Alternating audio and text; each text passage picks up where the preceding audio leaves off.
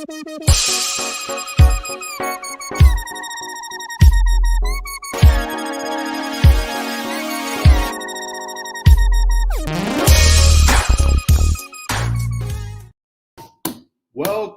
back to your number one and your favorite Dynasty Fantasy Baseball podcast, the On Deck Circle, brought to you by the Fantasy Six Pack. I just had to hear Dave talk about in our pre-show his love of Little Caesars and how he discovered an extra cheese pizza. I need my guy Jason to come on in just for a quick comment on that. Jason, I've never met a man that found out about extra cheese pizza post like college. I'm going to be honest with you, man. I knew about the extra cheese, but I've never been one to order it. And now Dave kind of piqued my interest. I think I might have to order an extra cheese pizza. Cheese. And like more cheese is good. Like I'm right. with more cheese, but like it's just more cheese. Yeah, it's a simple topping, but extra of it's always good. How was your Thanksgiving? It was good, man. Actually, at the in-laws, so as good as it can be, I guess. When you're it was at the in-laws, or they had them there? Yeah, we were at the in-laws' house. My wife's aunts and uncle's house. Cool. So, but yeah, it was a good time. Gotta love good food, football. Bears win, actually, which I don't know if that's a good thing or a bad thing at this point. No, that's fine. I think Dave appreciated the Bears win because that just gives the Lions a higher pick. But yeah. It was good, man. My the turkey was deep fried, which is always a plus. Oh, yeah. None of your dry turkey over here. I didn't have turkey. I didn't eat turkey. I got a steak. Oh, okay. We went out to dinner, which that's right. You said that, but it was actually pretty good. I still hung out with the fam. That's really all that matters. And yeah, exactly. And speaking of Thanksgiving, I watched something on Thanksgiving, and that's going to lead me into my question. Are you a Marvel guy? I feel like we may have already spoken about this before, but I don't know. Yeah, for sure. Have you seen Hawkeye?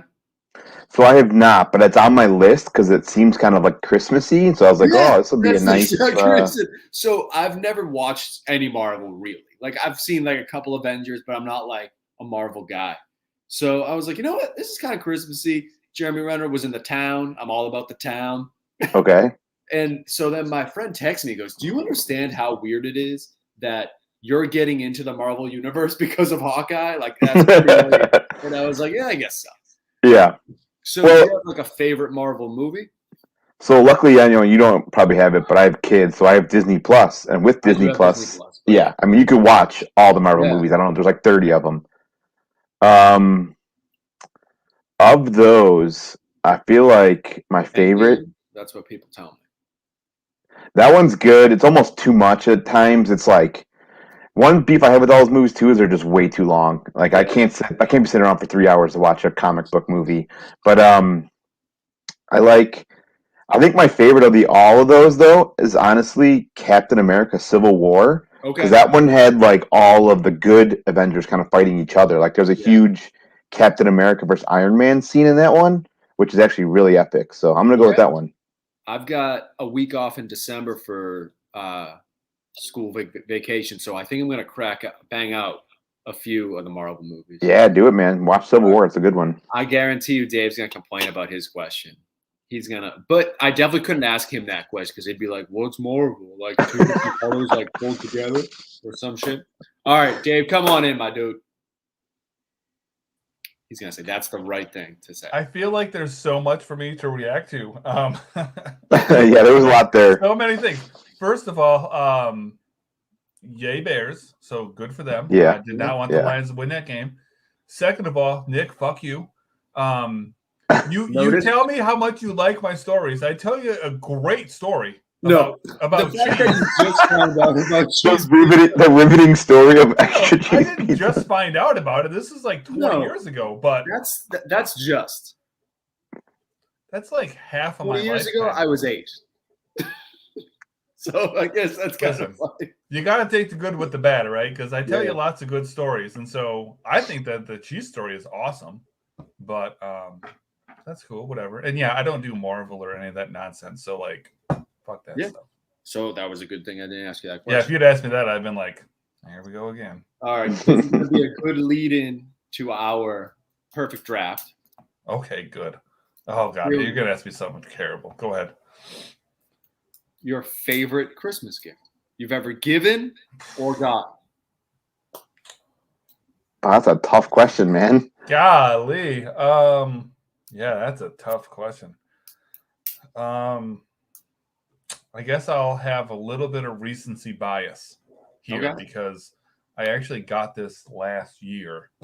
And it's gonna sound stupid because it's not like, what you're gonna think, of, but I'm gonna say last year I got a heating blanket for the bed. And I absolutely love it because one thing that I hate about the winter is climbing into a cold bed.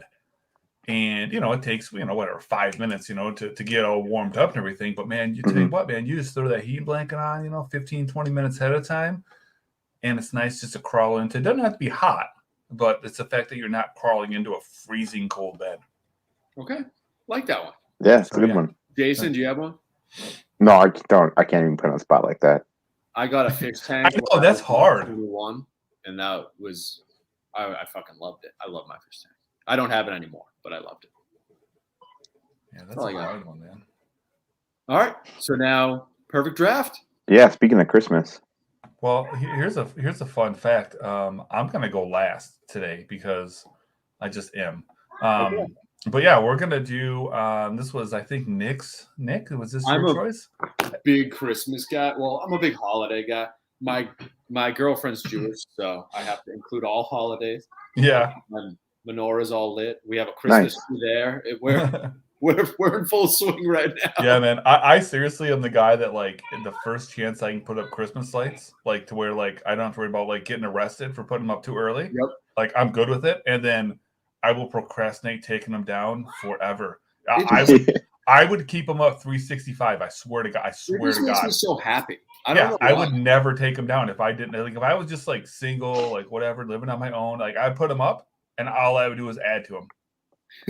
I just, you know what I mean? Like, there's no taking them down. I'm gonna put another strand up this weekend.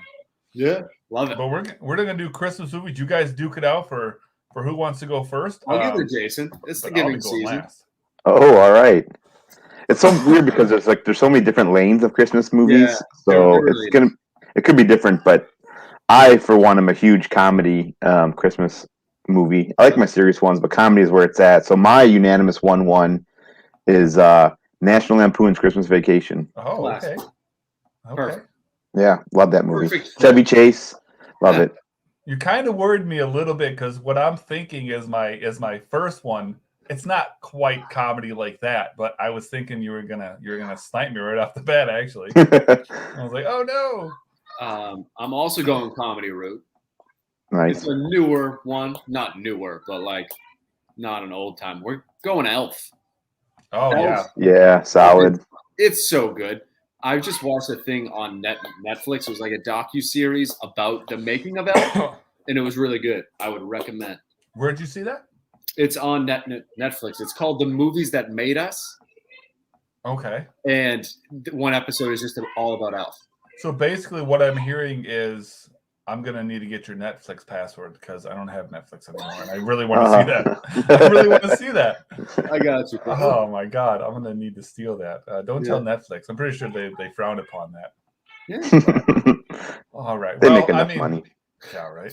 For me, I mean, I was definitely gonna go Elf. I think that that's one of my favorites. I don't know how many times I've seen it, but watch that year round.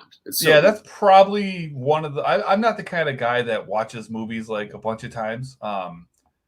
First of all, I have a terrible memory. So seriously, I can watch a movie like 3 or 4 times, and if I spread it out over the course of 10 years. I'll have an idea about, what the movie is, but I don't remember the details. So it's kind of like watching it for the first time, only I know how it ends. And so that's a movie that I actually know the plot of pretty well. But with that being said, I'm going to go with my backup plan then. And I'm going to go Home Alone. Oh, yeah. Pick your poison. I almost took that 1-1. Yeah. Yep. But I mean, I remember actually I watched Home Alone in the movie theaters back when I was like a kid. I don't know exactly when that came out. Let's see if I can see when that came out. I think it was like early 90s. I think it was 1990. 1990. So I was 8 years old. So I was basically my son's age, roughly.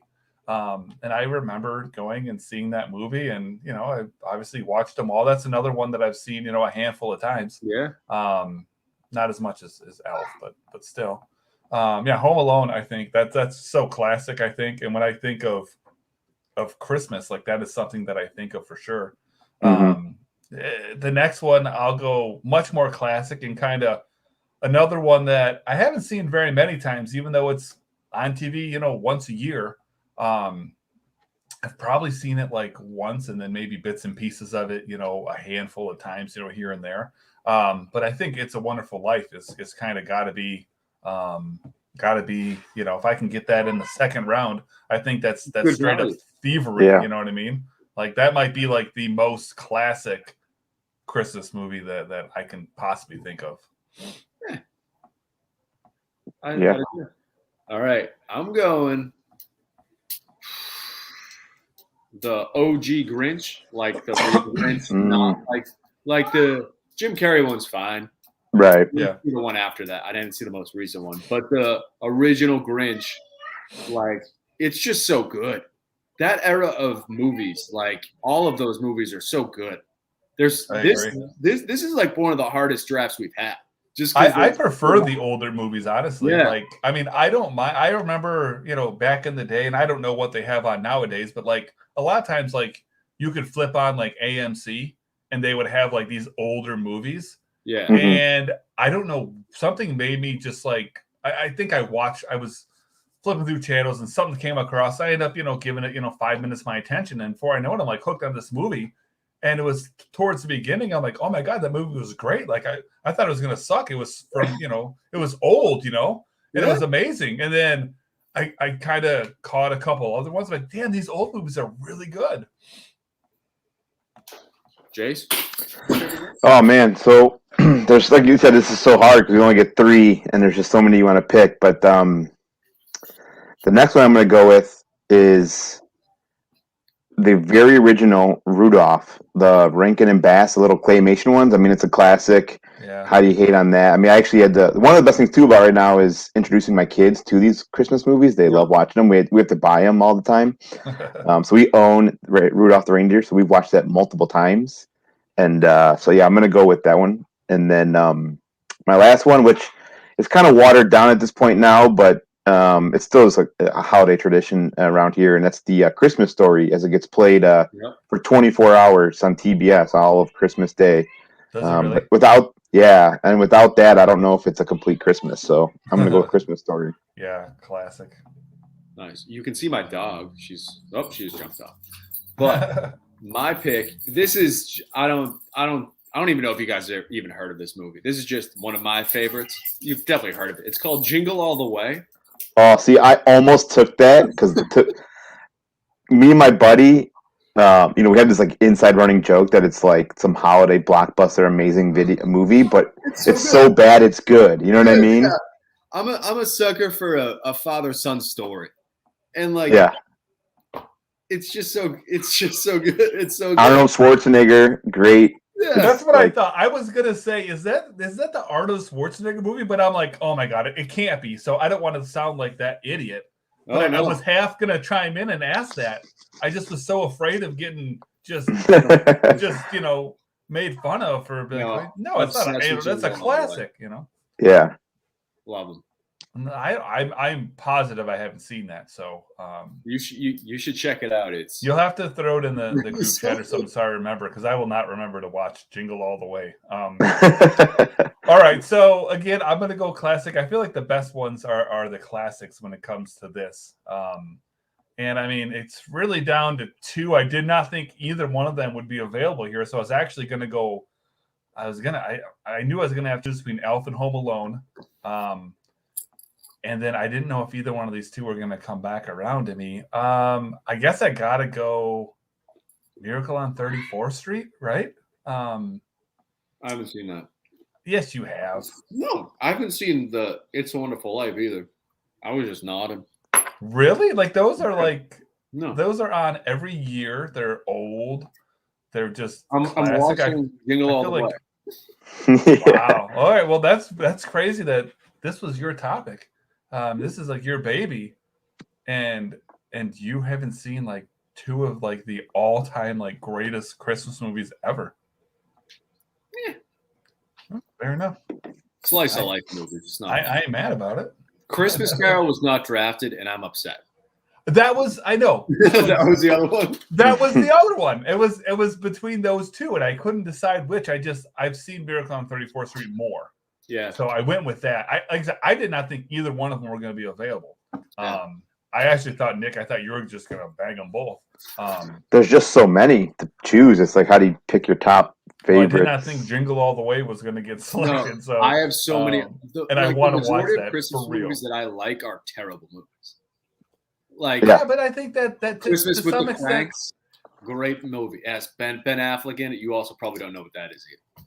But I feel like when it comes to movies, like I feel like the best movies are either like the absolute like just like classic that everybody knows, or just those bullshit movies that you either love them or you just think they're the dumbest thing ever. Yeah, you know, the polarizing ones. You know, where you tell someone that you like that movie and like, oh my God, that's stupid. And you're like, no, it's like my favorite movie ever. Like for me, I wouldn't necessarily say it's my favorite movie ever, but a movie that I could watch over and over and over and over again is Team America. Absolutely terrible movie, stupid. Yeah. But for a guy that likes South Park and stuff, like that movie is awesome. Yeah. And I got a funny story that I'll tell you some other time about Team America. I've also got a super funny story about Napoleon Dynamite. Were you an extra in that movie too? No. The Napoleon Dynamite story is a classic Dave story. All right. You have to know that story. You'll go, oh yeah, that makes so much sense. It's a good one. Okay.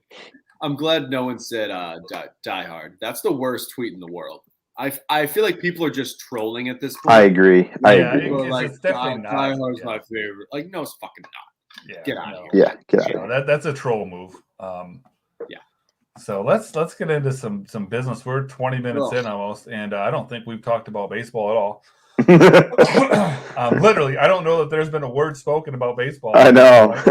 The closest thing is my what's behind girlfriend me is and saying, what's there has not been a word spoken about baseball. Well, there you go. Yeah. We should almost have like an off-season show that is just completely void of baseball. Right. I mean, well, they are going on. Their lockout starts tonight, so I guess next week we can do that. Right. All right. So Dynasty Deep Dives, we picked on the wall. I think I don't know which one of you two. I think it was Nick gave me the lotto code, and we picked out. I'm not even gonna say the guy's ball that we picked out because I'm pretty sure the guy he's one of my guys. And I think I said that when I picked the ball. I said, "Oh, this guy's probably going to be the guy I talk about." And I wasn't joking. Yep. I really thought that was going to be my guy. But who wants to lead off then with their pitcher? I'll start up. And since we're running low on time, I'll be very brief, just because of the time. Fun fact, guys.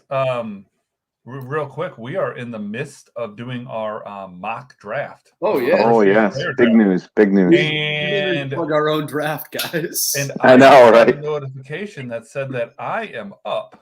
Okay. Let me see if that's true. Oh, I am up to pick, boys. Should I pick live or just live? Go. So it's we're in the third round. Got the 7th loving the pick. pace. Yeah, I know. We started this 10 hours ago. And we're 26 plus. No, we're 30 picks in. God, who's on my team? I don't even know. I got Jackson Jobe and Matt McClain so far with my 2 picks. I refuse to take another pitcher, so I'm going to go with the best hitter left on my board. And I was really hoping I was going to take this guy. I'm going to take him real quick. And I like him because he's going to confuse the hell out of people. Max Muncy is the guy that I just. Oh, I had him queued up for sure. Yep, he was next time. I didn't know that he was going to get to me here, but I really wanted to take Jackson Jobe. obvious reasons. Same reason I think that Jason, I think it was the same thing with your first round pick. You reached a little bit. Same with mine. Okay. Well, yeah, but you didn't though. Yeah, maybe a little bit. I think we all reached ever so slightly for our first round pick. But that's what I would have done in real life though, with who was on the board. And this guy here. It's kind of fun to have drafted Max Muncy. But anyways, go ahead with your low hanging fruit, Nick. My low hanging fruit, starting pitcher. We got my guy, Steven Strasburg, who I just traded for in a 30-team league. I'm sure you love him, Dave. I literally just traded for him in a 30-team league. That is not a joke. You keep talking, and I'll look. Perfect. He is the epitome of somebody that I'm trading in a league where my team is good, because people are so low on him, and you can buy low, and that the reward for trading for him is so much higher than the risk. And why do you think I traded for him? I know, because you're a smart guy, Dave. It's a win now league. It's a win now team. I'll get to it here in just a second. I'll still keep going. So San Diego State, as many people know, I'm just playing. But when he's actually pitching, he's very good. And my only issue is the team is really bad. As we've trying to find people to talk about for this has been really hard, actually. Usually I can look through and be like, okay, boom, boom, boom. Just wait. Especially the pitching. The pitching is awful. Wait till I do my hitter. Because, boy. But just crazy high, a great ceiling. He could be your number 2 if he's what he is. But my only scared thing is that he won't be good because his team sucks. He probably could get traded this year. If he's healthy, they could deal him for something. I don't know what his contract is anymore. But, yeah. Dave, did you get there? I did. So you talk about a buy low, right? And keep in mind, this is a win now team as it is. But, I mean, I assume that there may be a draft pick included in here as well. No, there can't be. Never mind. It would show. Because this, anyways. So I got Steven Strasburg. I gave up 3 prospects, one that I'm not even super crazy high on. One guy's an absolute bounce back guy that was almost worthless at the same time last year. MJ Melendez was like the headliner of this trade. I gave up Errol Vera as well, the shortstop prospect from the Angels. So good prospect, but not really anything that my team cares about. And then the guy that actually hurt the most for me to give up is another one of my Blue Jays. I love the Blue Jays, but Estevan Machado, shortstop prospect for them, real young kid. I don't know who that is. I gave up those 3 guys for Steven Strasburg. That's a smash, except for you. Yeah. I thought so. I inquired about Strasburg a while back with this guy. I don't know if it was at the end of the season or towards the end of the season, and price was high, and that's fine. And then he had put him up on the block again, and I had reached out again, and he was like, hey, I'd like to work something around Melendez and Vera. And I was like, oh, yes, okay. And? Yeah, is that it? Or what else did you need? Just you can give me a couple more names if you want to. And we settled on Machado, who I didn't want to give up, but I mean, for what Strasburg could do for my win now team. Yeah. Even if it pans out to where nothing happens, I didn't need Melendez at catcher anyways. So even if he pans out to be something, I wasn't even relying on him. Vera, again, was just trade bait at some point. And then Machado, I just got him because I like him, and I don't know if he'll ever turn into anything. So even if that trade turns into a big old 0 for me, I will not regret it. Yeah, no, that was worth it for sure. Well, like Nick said, this pitching staff is pretty miserable. So I had to go out and find something to talk about other than their ace. So I went ahead with the Kyle Finnegan, who's actually their incumbent closer for 2022, hilarious. Minus any free agent signings. I saw that you picked him in the group chat, and it didn't even dawn on me. You're gonna like who I picked. Then it's kind of funny, and it was not planned. Nice. If they do sign or bring in some sort of closer, anyways, he does have the abilities to be, high leverage setup man, which could have some appeal in saves plus hold leagues. He did have 24 save plus holds last season. Typical relief pitcher, features a 3-pitch mix of sinker, slider, split finger. His sinker's basically like a glorified fastball. Hits mid-90s. Uses it to induce ground balls. I think he had a ground ball rate of almost 50% last year. He does also limit hard contact. It's in the bottom half of the league. The biggest thing I have with him is he does kind of lack command at times, which obviously isn't ideal for your closer or setup man. But if you can cut down on the walks, I think he'd be just fine for a closer or setup man if in a saves plus hold league. So here's a question for you, Jason. I don't think you spit this out. Maybe you did and I just missed it. But do you know how many career saves that Finnegan has? I looked it up. I think he's got 3. He has 11. Okay. He has 11 career saves. That's right, because he had 24 saves plus holds last year. It was like 11 saves and 14. Yeah. Yeah, it was 11 and 13. And as you know, it is my goal to, as often as possible, to kind of give under the radar guys for all 3 of these. And it's not always possible. And the Nationals made it easy because Strasburg was already gone. And after that, it's just, a bunch of whatever. I really like Josiah Gray, but I feel like he's not under the radar at all. So I didn't want to go with him. So I looked at their bullpen and I went, oh, wow, this is bad. This is really bad. And I'm like, Kyle Finnegan is their presumed closer, barring, trading or signing for someone, And so I looked and I said, oh, hey, a guy that I've kind of liked, but has never really produced, is sitting right there technically as the top setup guy, Tanner Rainey. Mm-hmm. And, I think that's a guy, depending on how deep your league is, most standard-ish type leagues, even maybe slightly deep leagues, he's probably available on your waiver wire. And it's not that I'm so much advocating that, Tanner Rainey is like the guy that you want to get, but he's a guy that if he's available, you have the space for him on your bench that would be a good kind of stash and hold, because they really don't have a closer in Washington. Like I said, Finnegan's had 11 career saves. So there's a decent chance that, barring a free agent signing here, that Rainey could lead that team in saves, even if that ends up being 10 or 15. But depending on the kind of league you're in, stashing him on the bench for the chance of him becoming the closer at some point sure beats the hell out of trying to pick him up on the waiver wire whenever Finnegan gets hurt or Finnegan gets removed or whatever. So more of a deeper league kind of a play, but I think that you could probably get Rainey for free in a lot of your leagues. And it's more situational based than anything, but yeah, that's my kind of deeper guy there for you.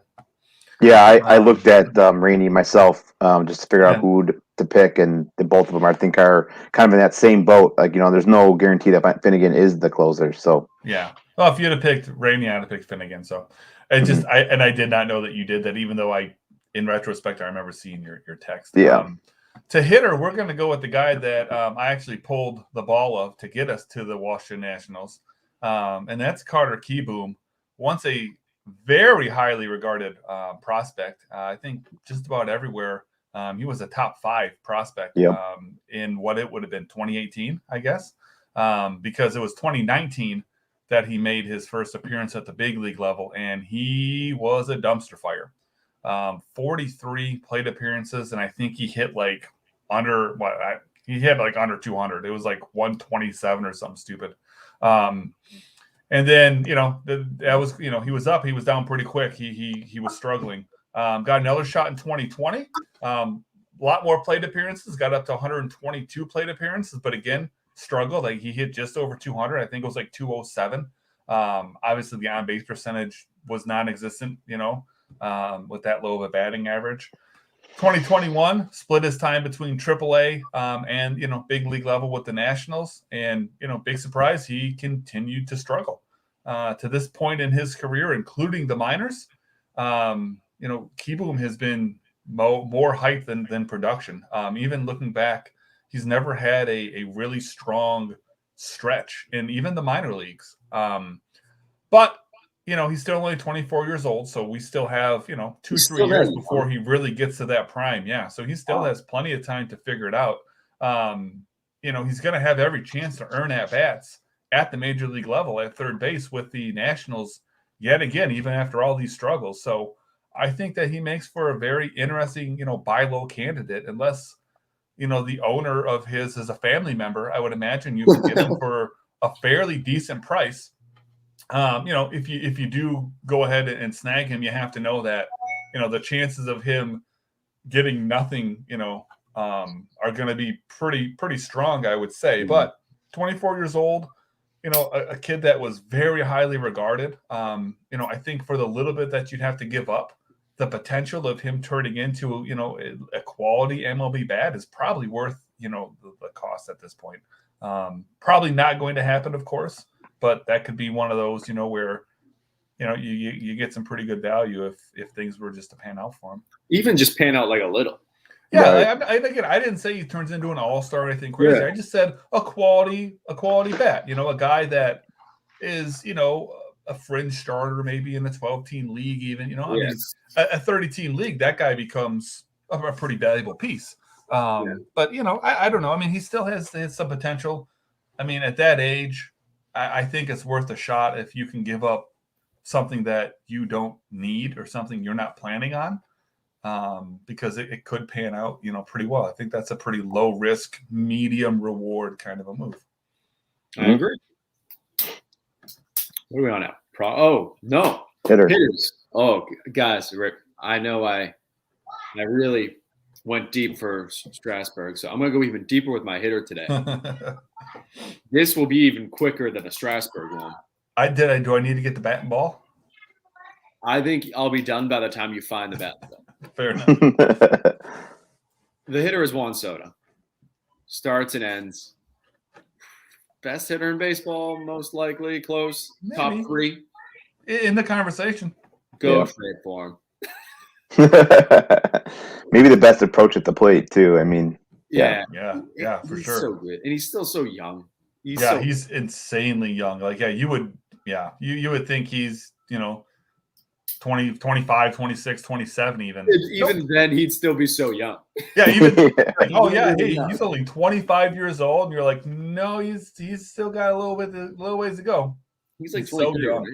Maybe 22. Maybe 22, I think. I'd have to look it up, but it's about to be turned 23, maybe. Yeah, I'd say 22. Wow. But either way, he's still there's guys good prospects that haven't even debuted yet. That are his age. Yeah, and right. He's had quality major league seasons, MVP like seasons. Yeah, exactly. A World Series. Yeah, and his team's garbage. Insanely young. He's got plenty of time to get significantly better if he can stay healthy. Yeah, because his ceiling is as high as anybody's. And what's funny is I remember, I guess I could be wrong. I'm pretty sure it was last season, but things get muddled in my little tiny brain. He was in the home run derby last year, right? In 2021? Yeah, he was. I'm almost positive. And the story was, man, he is not hitting for any power, yada yada yada. Gets in the home run derby, comes out in the second half, absolutely. I do remember that. Watching the ball, just like just not at like a Kyle Schwarber level, but he just went on a tear, just power. Just kind of giving everyone the old "fuck you," like that guy. He kind of reminds me of one of those players, like almost like Ichiro, where Ichiro didn't hit for very much power because he didn't try to. If Ichiro would have tried to sit there and blast 40 home runs, by all accounts, he would have had little trouble with that. It would have diminished his overall, stat line. He wouldn't have been as good of an overall hitter. But if he wanted to, that he could have done that. I feel like Soto's the same way. If Soto wants to go out there and say, hey, 2022, I'm hitting 50 bombs.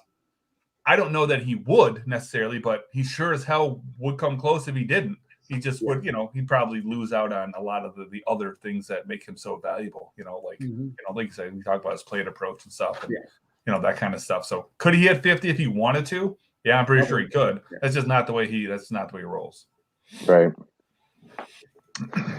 All right, my hitter for the Nationals is going to be someone that's a new National, actually, and that's Keibert Ruiz, the catcher. He was one of the main pieces that came over to the Nationals in the Trey Turner deal. That's why I didn't want to pick Josiah Gray, because I'm like, I can't basically bring in two Dodgers I know they're Nationals now, but anyways, he was a former top prospect. He graduated this last year in 2021. He appeared in 29 games, 23 of those for the Nationals. And then since joining the Nationals, he slashed 284, 348, and 395. The slugging's a little underwhelming as he only had 5 extra base hits. Small sample size, but still only 5 extra base hits. But he does have an advantage to put at the plate. He makes a ton of contact. Yeah, he only struck out and walked less than 10% of the time. So that's kind of shows you that he's putting the bat on the ball. He also has a chase rate that's below 30%. So he's obviously got a good eye for the the strike zone, which again, it's a catcher, so it's nothing to be super excited about. But if you can get someone, he's young too. He's only like 24, I think, 22, 24. He also excels really well against the breaking pitches. He hit 467 last year against all breaking pitches. So that's another thing that one thing to look at. It's one thing to hit fastballs, but if a hitter is making great contact and getting hits off the breaking ball, it's even better. So, hey, you want to hear a fun fact? Want to hear a fun fact about fastballs? Yeah, let's hear it. Do you know whatever? Oh, I can't. I saw your tweet, so I can't comment. No, I don't think you know about this. Well, I saw what you tweeted, but go ahead. Oh, maybe. I don't think I did, but maybe we'll see. Yeah. What player, how would you put this? I guess led the league in maybe I didn't see this. Worst batting average against fastballs 95 miles an hour and above? Rafael Devers. Incorrect. Bregman? Javier Baez. Oh, that sounds about right. Son of a bitch. That's why you know that. Yeah. That's why I know that. So here's another fun fact real quick. I don't know the exact number. I want to say it's 695, but I could be wrong. Javier Baez's OPS against fastballs 95 mile an hour or better. Well, let me take this back. Javier Baez. How does this fucking stat go? It's a good if you're trying to portray that Javier Baez strikes out a lot, it's true. But he also does cool slides. So if you take Javier Baez's OPS on balls that he makes contact with, excluding the ones that he misses, if you just take his OPS on balls in play, on 95 mile an hour fastballs or above, it is below league average on all players with all accounts of 95 mile an hour or plus fastballs. Does that make sense? Even when he makes contact, he's still taking out the swings and misses, he still has a worse OPS than what everyone does, even when they swing and miss. Point of the story is Dave loves the Baez signing by the Tigers. Did you see that side by side of him and Jonathan Scope, and it was the same numbers? But Scope doesn't do swims and slides. Here's what I will say, though. Slides, exactly. In all seriousness, though, is seeing him, in the Tigers uniform for the last few years, Jonathan Scope is a severely underrated player. He is really good. He is really good. Highly undervalued. Yeah, but Javier Baez is, a Tiger. For life. So I've got to support him. I guess I don't have a choice. I think that is a terrible signing. Like, from the outside, maybe you don't know this as well as I do, but the Tigers' offense, without question, their biggest weakness is the ability to get on base. That is Javier Baez's biggest weakness, is his ability to get on base. If the dude had a 350 on base percentage, he would be a drastically different player. Yep. So we just added to our biggest weakness by far. I don't care how good Riley Green and Spencer Torkelson are, if and when they come up, Javier Baez is going to just Oh man, it's rough. I mean, preaching to the choir, man. I've dealt with I've seen Javi Baez in person, and for the last several years. I don't know. You don't got to tell me how much he swings and misses and doesn't get on base. But I mean, if you want to add him to a team that is patient, gets on base, and so if you want to add him to like a Yankees or a Red Sox team, I can get it. Right. It's the same reason why I won't touch Javi Baez in like 30 Rock. It's an OBP league. Yep. No, thank you. I don't want Javi Baez. I don't care if you've got Max Muncy and Juan Soto on that team. Baez is going to bring them down. And it's the same thing. That's the same thing with the Tigers. They don't get on base. And so what do? You bring in the guy that is like the worst in baseball at getting on base. And then you put him in this big park where his home run power is going to turn into some more doubles. And yeah, I like the defense, but we could go into defensive metrics that say Javier Baez is not a much better than average defender. I don't know, man. I don't like slides. I love how the Washington Nationals Triple D's has gone down the path of Dave talking about the Tigers. It was either that or I had to write an article for Joe, and I wasn't. This is true. Yeah. As soon as he put that out there, who wants to write the article? I said, not me. That's who doesn't want to do this. Let's get into some. Well, we already did. No, we didn't. We're on prospects now. Yep. Yeah, we got to be prospects. I've talked a lot, so I'll go last. You guys bail it out for your prospect. All right, I'll be quick, Jay. All right, yeah. Again, this team is so bad. Even their prospects aren't good yet because they just found out how bad they were. I think there was a little bit of reasoning why you can see kind of why they dumped Trey Turner a year ahead of plans. You really can. Just they needed. It's not the Mookie Betts trade, but like I get like you had to just get stuff that hopefully could pan out. So I went with Brady Hose. Is that how you say his name? I think. I'm not sure. Is he related to Cody? I'm going to assume. I would assume that that's how you pronounce the last name. Yeah. Okay. Well, he was drafted in this past year's rookie draft at pick number 11. He was just drafted in our mock draft at pick number 8. This is going to be a very dumb question, so be ready. So his OPS was 1.2348. How do I say that? What do you mean? Like you did. Okay. Yeah. I didn't know. Yeah. I would say like 1,000, whatever the number was, 1,048 or whatever. Yeah. Okay. But again, like most of these first-year player draft guys, he only got 29 at bats. Yeah. So I was going to say, how many at bats did he have to have an OPS over 1,000? Yeah. So if he can keep up this pace, guys, I think he's a Hall of Famer. Well, yeah, of course he is. He makes Barry Bonds look like a bitch. Well, he is a bitch. Well, yeah, but he makes him look like a bigger bitch.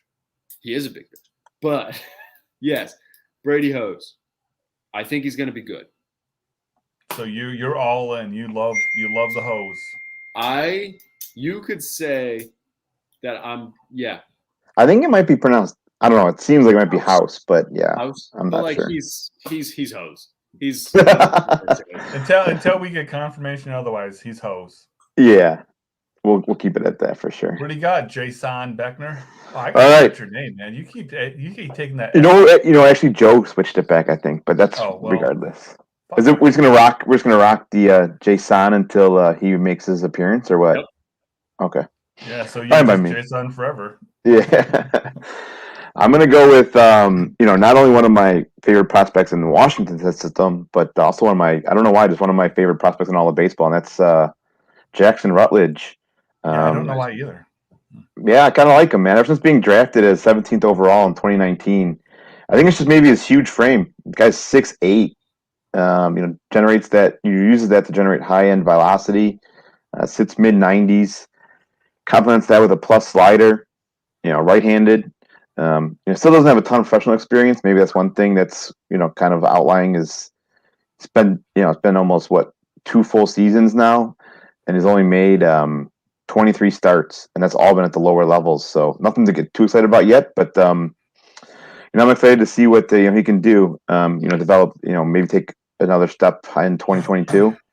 But in 2021, he did battle some minor nagging injuries. He made 13 starts and did have a 24% K rate. His ERA was a little inflated this year, but a lot of that could probably have been from the injuries. A lot of the nagging injuries were like blisters and things that affect, pitcher. And then he also had a couple of bad outings that just really highly, inflated that ERA. So to me, I think he's got some upside, especially for the K upside. Like Nick's like the dig the long ball.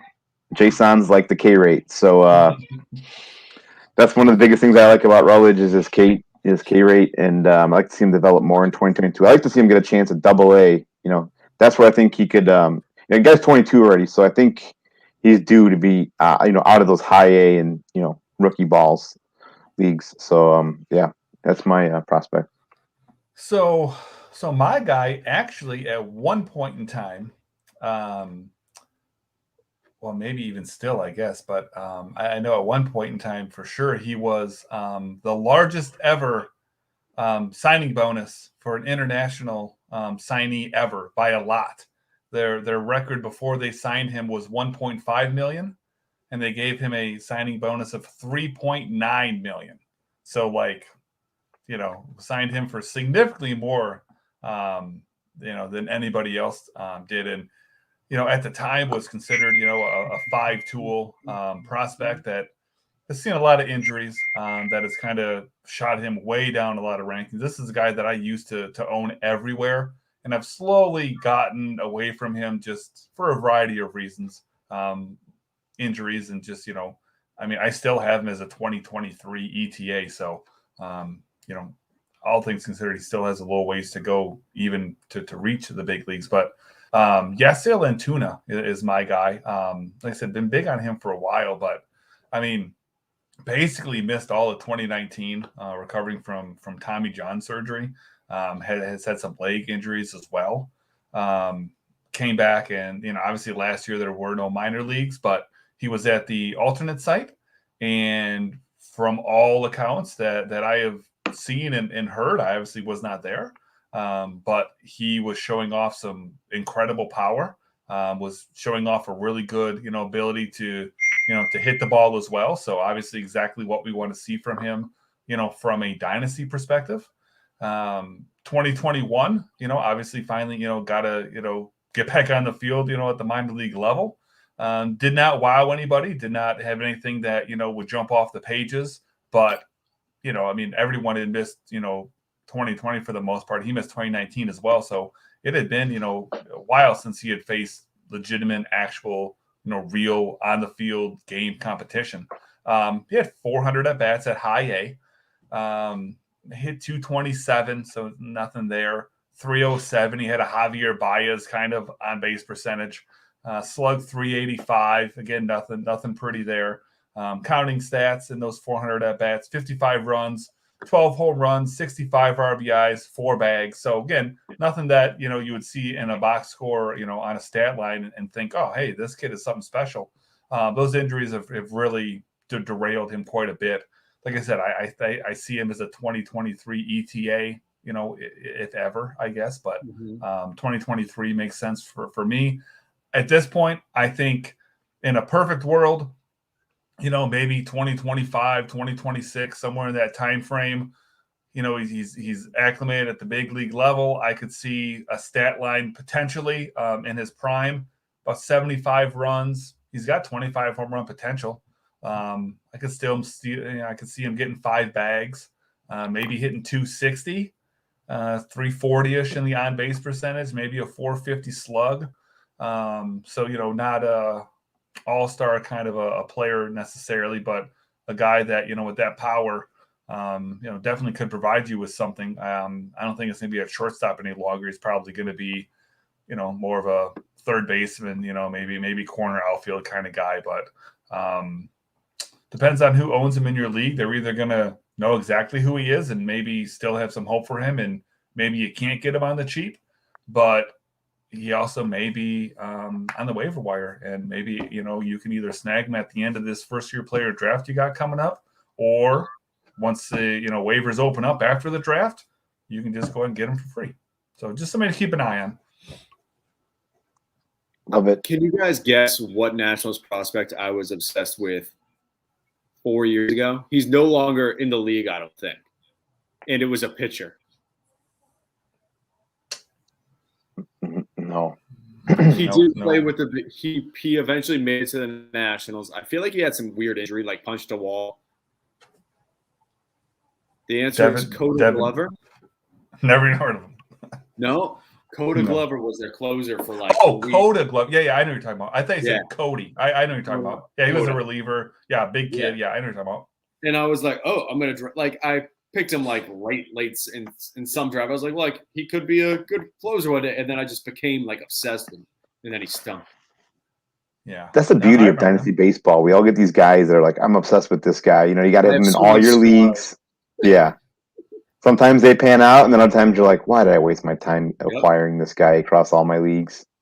That's how we roll. Yep. Yeah. And it's funny. It's fun whenever they're like a nobody. You know what I mean? Like you've got, guys that just like these guys. Like, for example, and maybe I just know this because I'm a Tigers fan, but Jake, Gator Sosa on Twitter, he is fucking obsessed with Roberto Campos of the Tigers. I've been in leagues with him. I've been in mock drafts with him. He has gotten him in everything. And I always try to snipe him, but I don't want to sit there and take him like so early that it's like ruin. I would say alarming. Roberto Campos is going to ruin the mock draft, but I don't want to take him like 10 rounds too early just to snipe him. I want to take him in a reasonable point in time, but before Jake does. And the son of a bitch gets him every single time. So that's his guy. He loves him. Yeah. I don't know why. I don't even know how he knows about him. I mean, that's a Rays fan, and he just loves this guy, and I don't know. Got him. It happens. We all have that, As a matter of fact, no, I wouldn't do it. I was gonna say, as a matter of fact, with my last pick in this, I might just take him even though he's not even eligible, just to say I got him, Jake. Just to piss him off. But that would just ruin this because he's not even eligible. It'd just be stupid. So not even. Yeah, I mean, at this pace, man, we just keep running these mock drafts up, man. This is awesome. Wonder how many picks we've had since I made my pick. It's got to be almost. As a matter of fact, you know who's on the clock? Gator Me? Sosa. Oh, Jake is on the clock. All right. Trying to figure a way to take Campos. Like, how can I wiggle this in? Dave, yeah. Gents. in the college playoffs currently. Pleasure being back with you again. Maybe I'll join you next week. We'll see exactly what happens. Last week kind of came at the last minute where I was like, oh, this ain't gonna work. We'll see what happens next week. I hope to be with you every week, but we'll see what happens. Do we want to do the ball real quick, or do we want to just save it for later since we're running so late? We'll save it for later. Just make sure you're following the hashtag on Twitter. Hashtag we're doing hashtag F6P mock. There you go. And you can obviously go to any one of our Twitter accounts and find that as well. I've got a link actually in there that takes you right to the draft board. So you can literally just use it for whatever purposes you deem necessary. Yeah, love it. All right. They'll definitely see you next week. I may or may not. So thanks for tuning in. See ya. See you guys.